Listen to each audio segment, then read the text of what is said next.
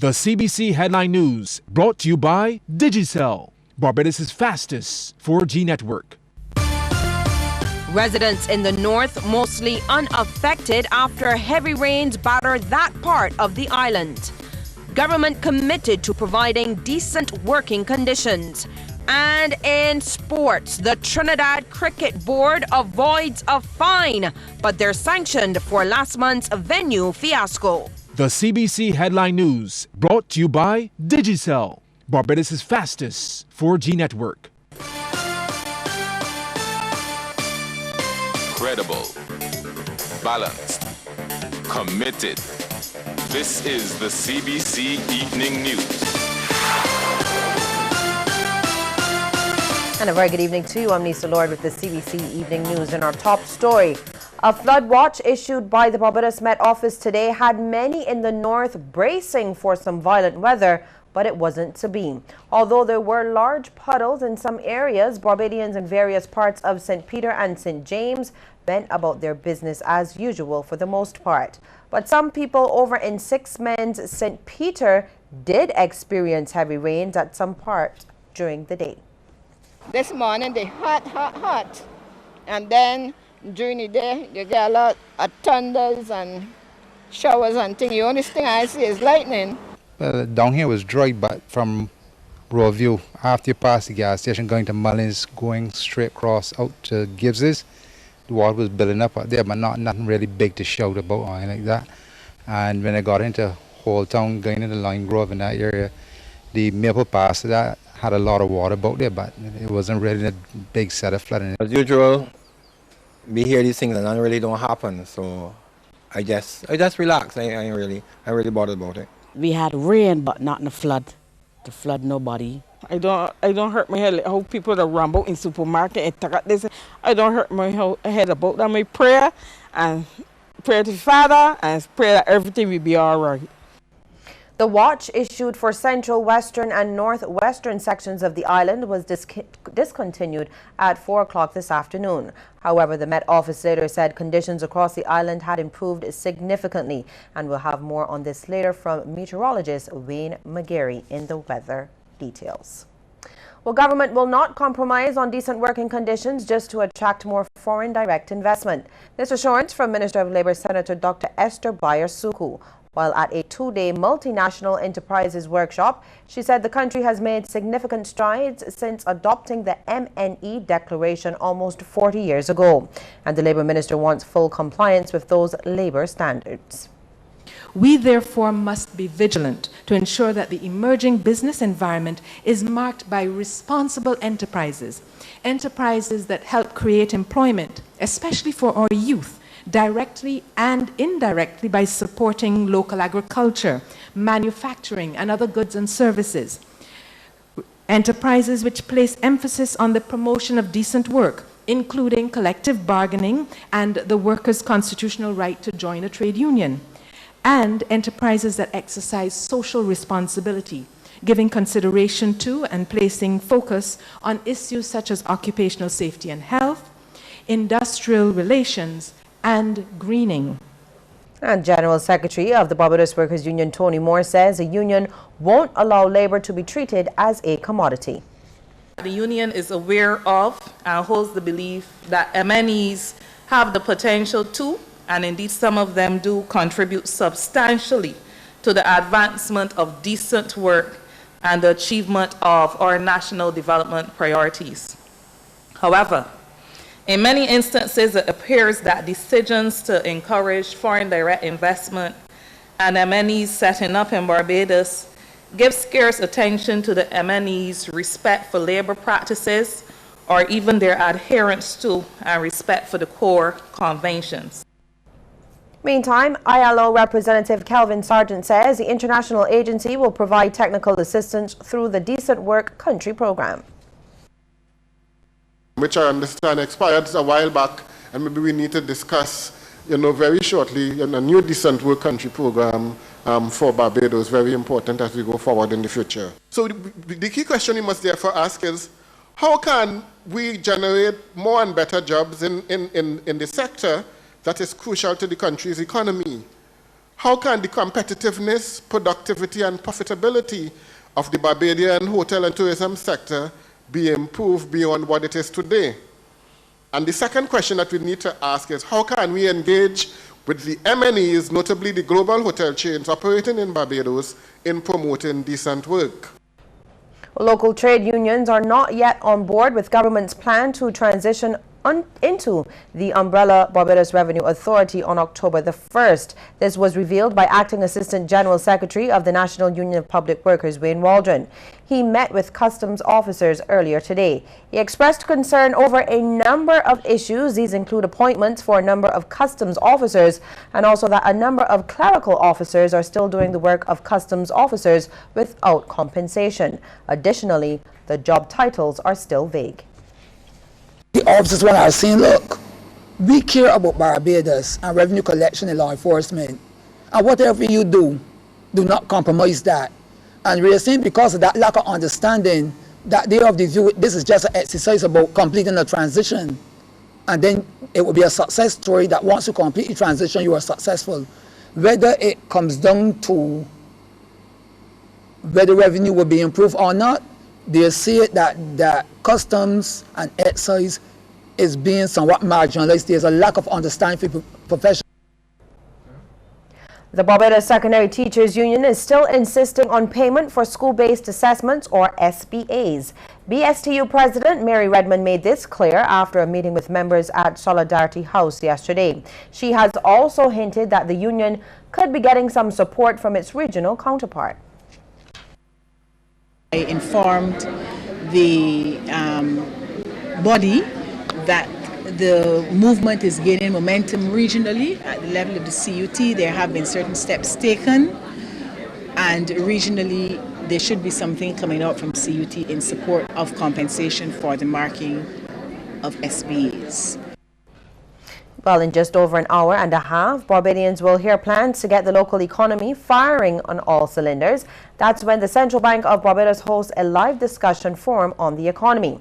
The discussion will surround burning economic issues with an experienced panel. Among them, Central Bank Governor Dr. Dilal Worrell and Executive Director of the Barbados Chamber of Commerce and Industry, Lisa Gale, Executive Director of the Institute of Chartered Accountants of Barbados Regional Authority, and Professor of Economics at the University of the West Indies Cayfield campus, Winston Moore.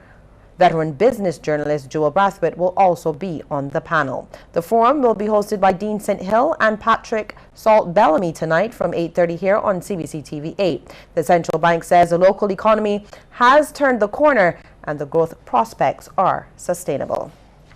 Well, stay with us. We'll have more news right after the break.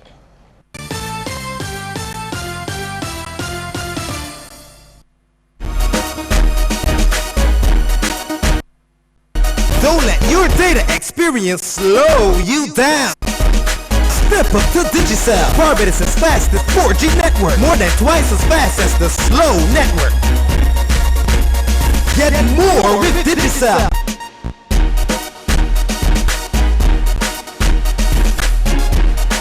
Digicel, the fastest 4G network in Barbados. Dial *153# to sign up to Digicel today. Winning a fabulous Miami shopping spree is in the cards. Use any Scotiabank credit card for all your everyday shopping, dining out, and more. You'll earn chances to win a trip for two to Miami, including round-trip airfare and $1,000 in cash. The more you use your card, the more chances to win. So pay with any Scotiabank credit card today. Need a card? Apply now to get a welcome bonus, plus more chances to win. Contest ends September 30th. Conditions apply. Peoples, we store just got even better. Come on in. Come down to the new renovated People's Market in Tudor Bridge with bigger aisles and even more in store. All your general grocery needs. A whole new fruits and vegetables section. Beer, wine and liquor. A wide selection of meat and fish. And everything for your outdoor chilling and barbecue grilling. But most of all, everything at low prices. Right, Miss Evans? That's right, Ma. I know we have the People's Mall too. People, come on down to the People's Market in Tudor Bridge. Something special starts with a Scotia Plan loan. Like a family vacation. Or sending the kids off to university. Or trading in your old wheels for new ones. A Scotia Plan loan from Scotiabank is the ideal plan for anything you want to make happen. Choose the amount you need and the repayment terms that suit you best. Apply before September 15th at your nearest branch for special loan rates. Something special starts with a Scotia Plan loan. Conditions apply.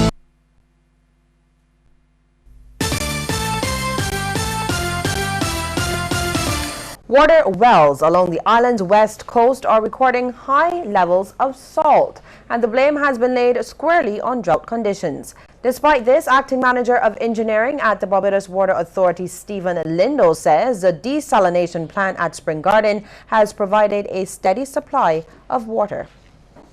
We have a main which joins at Lazaretta and goes right down the west coast, inland. And these stations from Trent, Molyneux, and those stations pump into that main. And that main is coming from the desal plant. And because the desal plant has low salinity, that mixes with the high salinity. And by dilution, we've been able to continue to pump water to those areas on the west coast. Had the desalination plant not been there, the situation would have been much worse. And many more areas or communities would have been out of water during this drought period.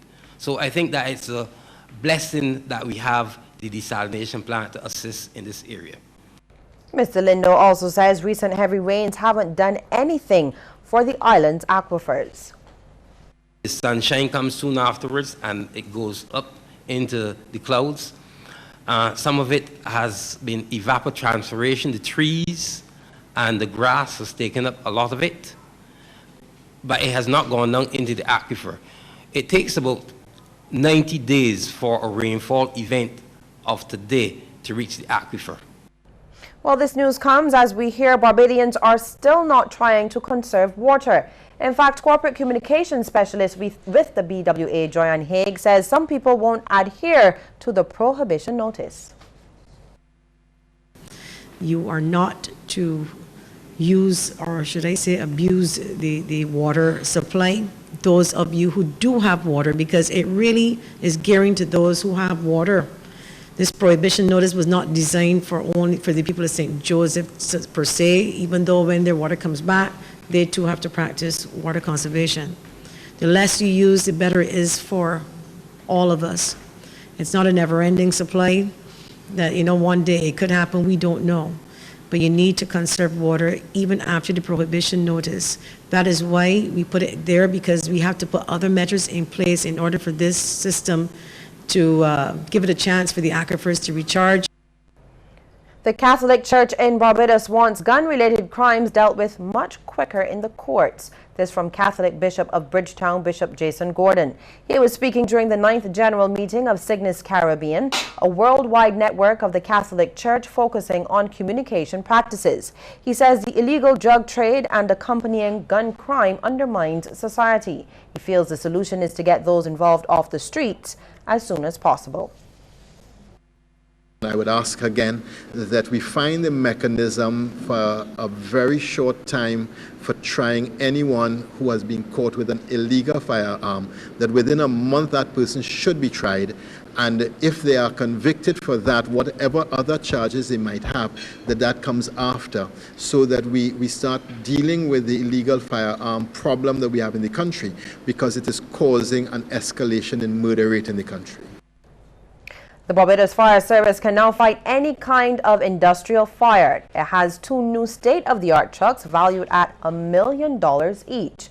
One of the advanced trucks will be stationed in Bridgetown and the other at Arch Hall. Chief Fire Officer Errol Maynard says these vehicles will service specific areas. This new vehicle, the multimedia vehicle, is specifically designed to take care of any incident we may have in the city area, especially in that corridor between Hastings, the lower part of Hastings down to the Spring Garden, where we have a number of special risk installations, like the light and power, Shell, and the alcohol installations in that area. This vehicle is equipped to deal with almost any incident that we have in that area, and we want to thank Angoka this morning for working with us over the years to produce such a vehicle. Well, 40 officers have been trained to operate the new appliances. Supervisor of Service and Training at Angloco, Dave Stone, says the trucks are equipped to meet emergency requirements in caution areas. 3,000 litres of foam, 2,000 litres of water, so we hope that if there are any serious incidents in wherever in Barbados, in the dock, airport area, at least we know we're covered with that vehicle. And then we have another new fire tender that we just fetched out, and another one to follow hopefully soon, to keep complementing the fleet and keeping them on top for the future firefighting requirements. And still to come, we'll look at some of the stories making headlines across our region.